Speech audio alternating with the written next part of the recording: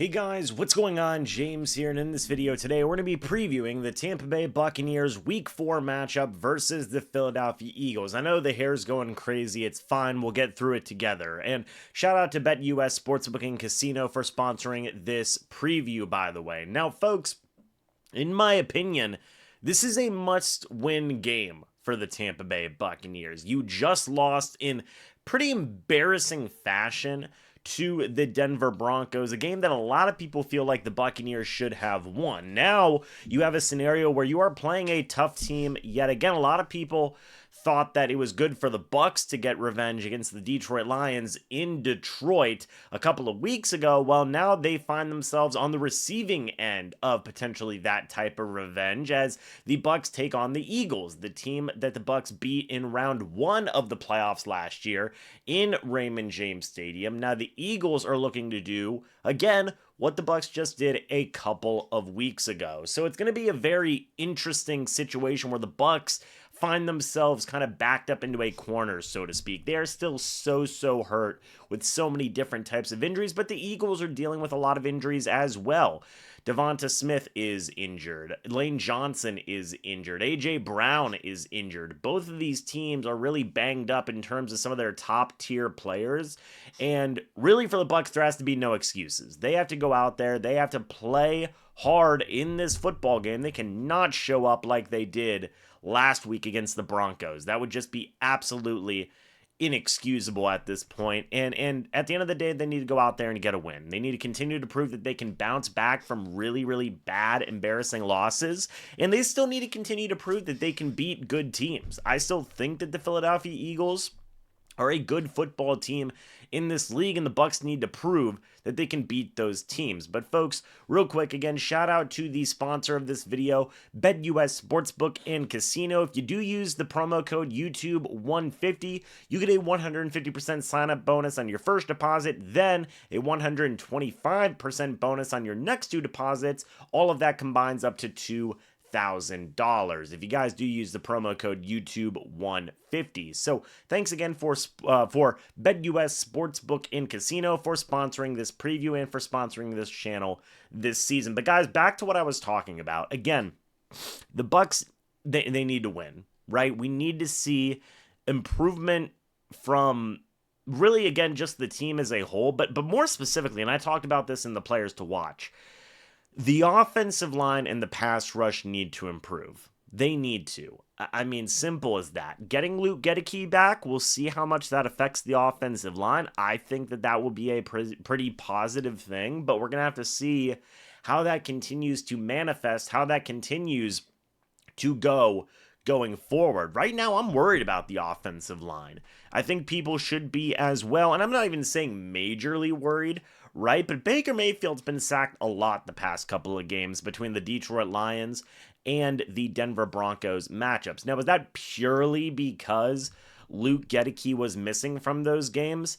I don't think so. It certainly didn't help, right? But it certainly isn't the sole reason. I think the offensive line just has to play better as a whole. The Eagles have some absolute dogs in that defense as well. So this is still not going to be an easy matchup for the Bucs in this game. And we'll see how the offensive line continues to hold up. Maybe Liam Cohen, as the offensive coordinator, will be able to adjust. Also needs to get Mike Evans more involved. A lot of people have been talking about how this yards tracker is pretty depressing so far right now. So maybe Mike Evans can go out there and have himself a pretty big game in this matchup, fingers crossed, right? But I think more importantly than the offensive line, man, I'm still worried about this pass rush. I am. Look, the Bucs are in the top 10 in terms of quarterback pressures, in terms of hurries and whatnot, but they are not getting home on their blitzes. They're one of the top blitzing teams in the entirety of the NFL through 3 weeks, yet they are dead last in sack numbers on this year. And I know it is the old thing that a lot of people have been saying for the past couple of years. Well, James, sack numbers don't mean everything. And I agree with that. I do agree with that. But you have to do better at the end of the day. I think everybody will agree. You've got to do better than 2 sacks through 3 weeks of a regular season. That is just simply not good enough, but it is even more compoundedly worse whenever you factor in the overall just amount of blitzing the Bucs have been doing this year. It's absolutely inexcusable so far to this point, in my opinion. It just really is. So I'm really going to be paying attention to those two groups.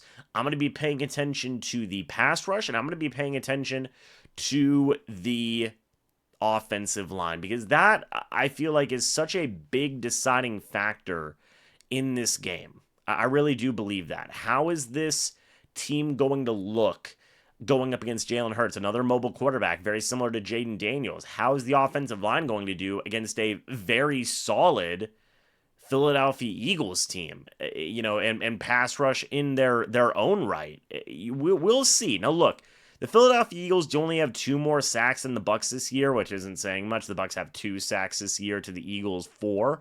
But in terms of quarterback hurries, they're not terrible. They're kind of around the middle of the league. In terms of quarterback knockdowns, they're towards the middle of the league as well. And they're not blitzing a lot. They're actually in the lower half of blitzing teams. So, they've been a bit, not even a bit, I would say more efficient than the Bucs so far this year. Again, the Bucs are the second most blitzing team in the league. They've sent 43 blitzes this year, 2 total sacks. So, the Bucs are going to have, in my opinion, their work cut out for them. More so in the pass rushing, they've got to prove it, man. They've got to prove it. Look, it's great that you're tied for third, I guess I should say, in quarterback knockdowns. It's great that you are tied for 4th in quarterback hurries, right? It's great that you are, by my count here, 8th in quarterback pressures. That's all well and good, but you've got to get home to the quarterback. In terms of percentage numbers, right, based on per dropback percentages, the Bucs are lower. In terms of quarterback knockdown percentage, the Bucs are a little bit lower. And again, this is all considering that, hey, this is, again, the tied second most blitzing team in the league right now. I've said it before, and I'll say it again. Whenever you look at the Minnesota Vikings, they're the most blitzing team in the league right now, and they're proving that it's working. I mean, they've sent the most blitzes so far this year with 57, but they lead the league in quarterback hurries. They lead the league in quarterback sacks with 16. They are tied for third in quarterback knockdowns with 13.